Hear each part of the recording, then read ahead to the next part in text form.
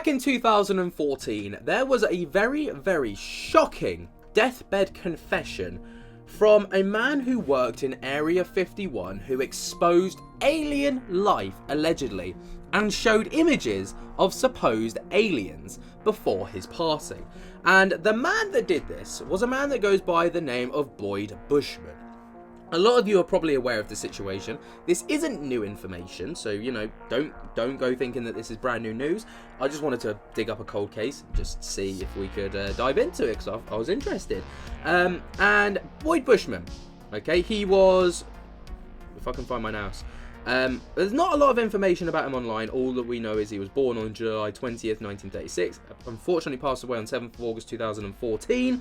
And when tapping on this article right here, the early times, we get a bit of a breakdown of Bushman's life. So it goes on to state, agencies, Washington, November 7th, a former Area 51 scientist has claimed aliens are real and friendly. A former Area 51 scientist has claimed aliens are real and friendly.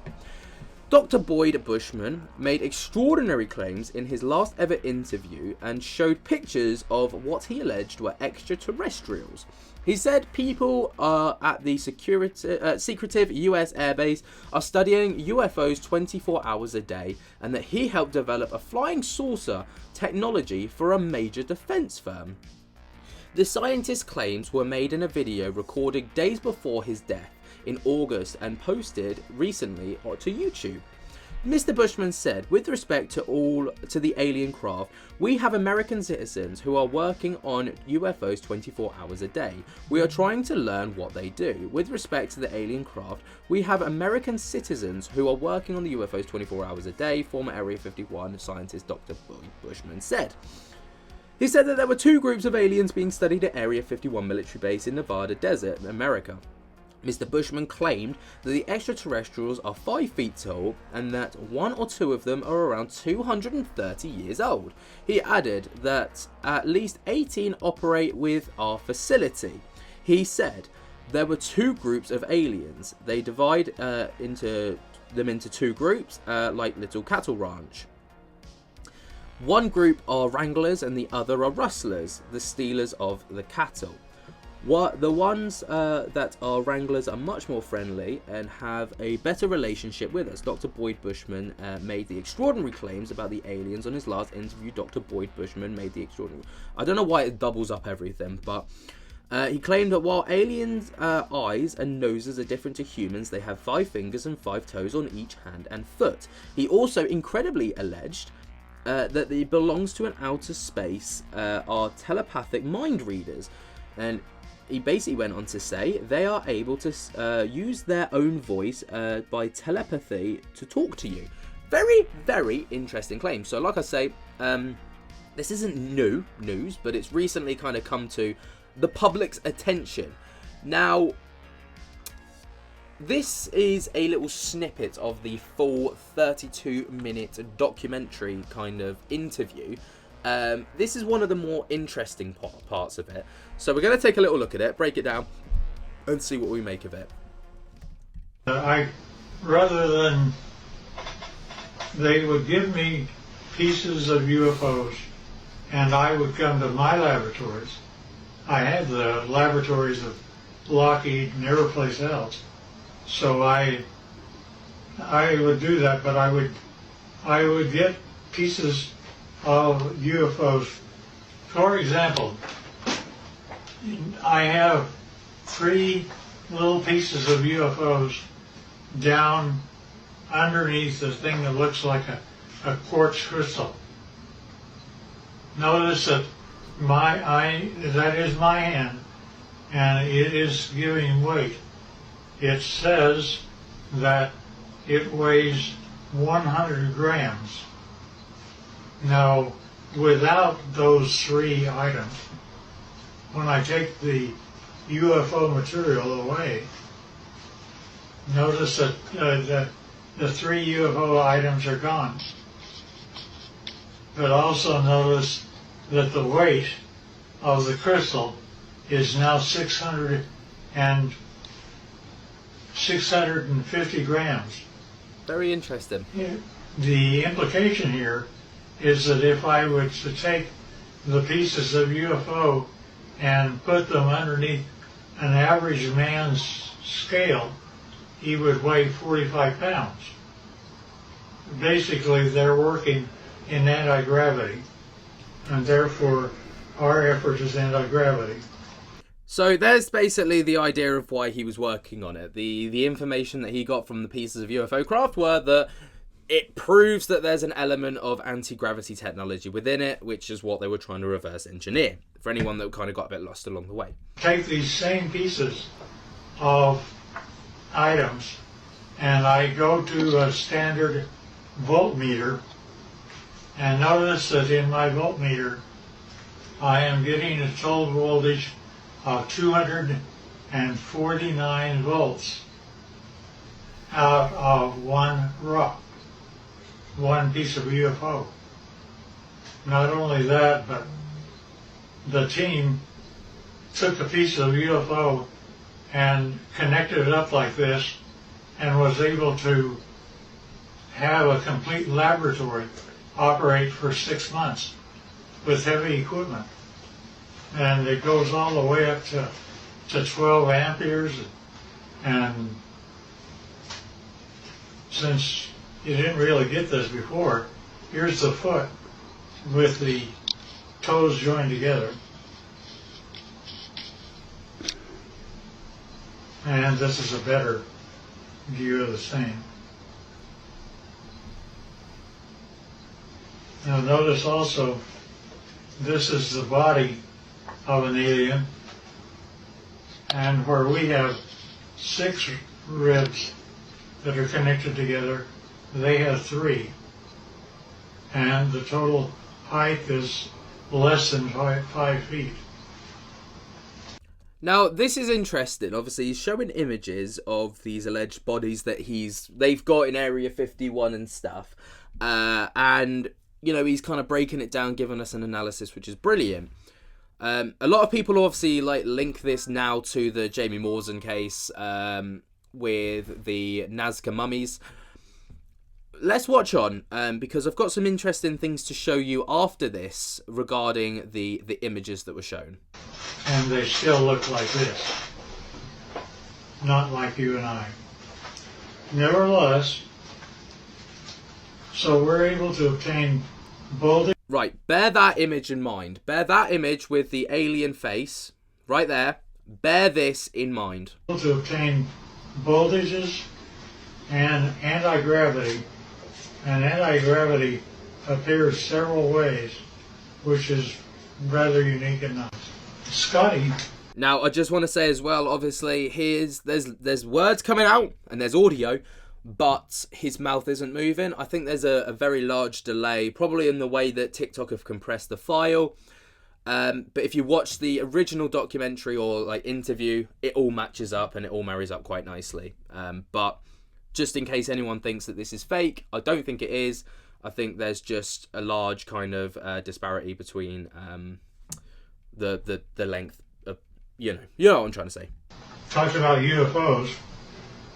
I basically said, yeah, I understand, because here is what Area 51 was giving to me since the year 2000 and beyond.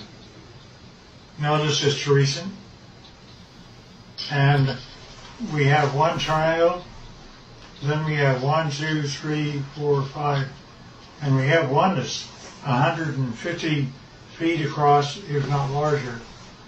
And each one of these are separate documentation of UFOs that were photographed and taken across the world from the year 2004. Now, when you actually get what that all means, is a UFO, when it's white on the underneath side, is ready to fly like that. And it's anti-gravity, that's the reason you don't hear anything. But when it's just parked means just floating in air. it could be above your house. Like this, this, and this. This turns out to be the heads-up display that the aliens see of how to go to Area 51 and store their craft. Nevertheless, this is what the craft looked like. That's how they change power.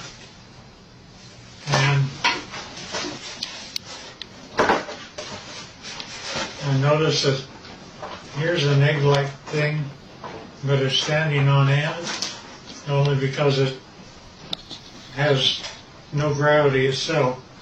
And that is a piece of UFO germanium. And this little dot is a piece of neodymium magnet, which is above the germanium, and it's floating all by itself. And that, again, is a UFO. And we don't know why, but the crystal appears to be colored rose, and we can't figure out why yet. There's a whole batch of analysis that we're having to do. Alien, side view, front view, top view, line. For anyone who can't read that, it says the background noise is raindrops hitting the roof. And that's the power center of palladium. Now, I want you to bear in mind this image right here, more specifically. All right, that alien head. I want you to bear that in mind. Keep that in your memories. Lock it in, because we're going to be talking about that in just a moment. In the middle of the craft.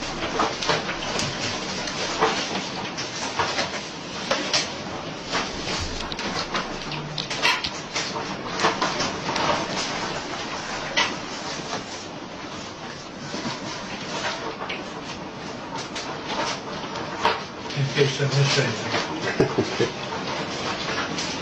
Yep. Again, bear in mind this image and this image specifically. Obviously, they're very stark images, so you won't forget them in a hurry.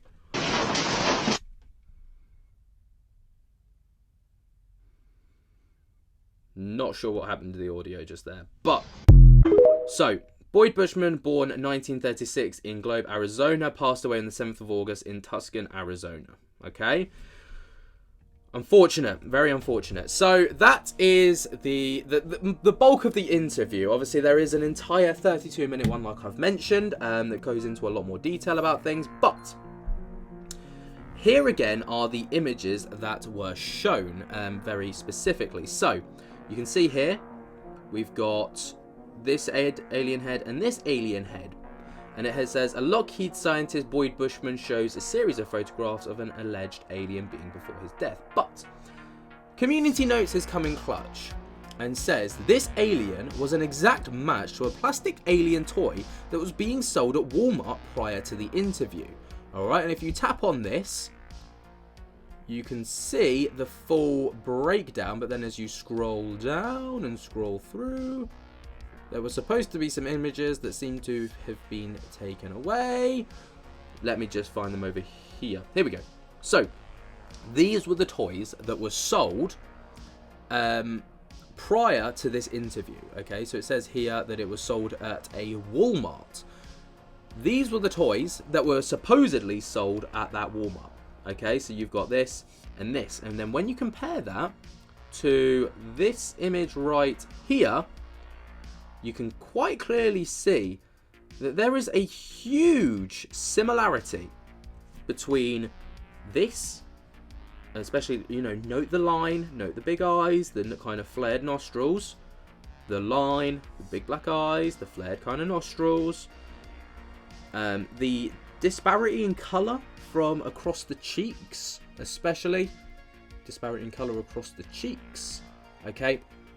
And the ear as well. That's a big giveaway. The ear right here. Okay? You can see the ear right here. So, what do you make of it? it's unfortunate that we found these images, because this could have been, it could have blown the roof off of everything UFO so far.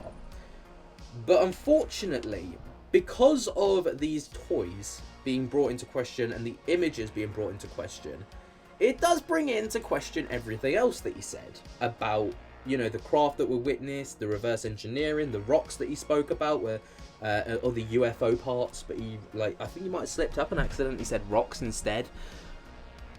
It begs the question of, is this actually legit?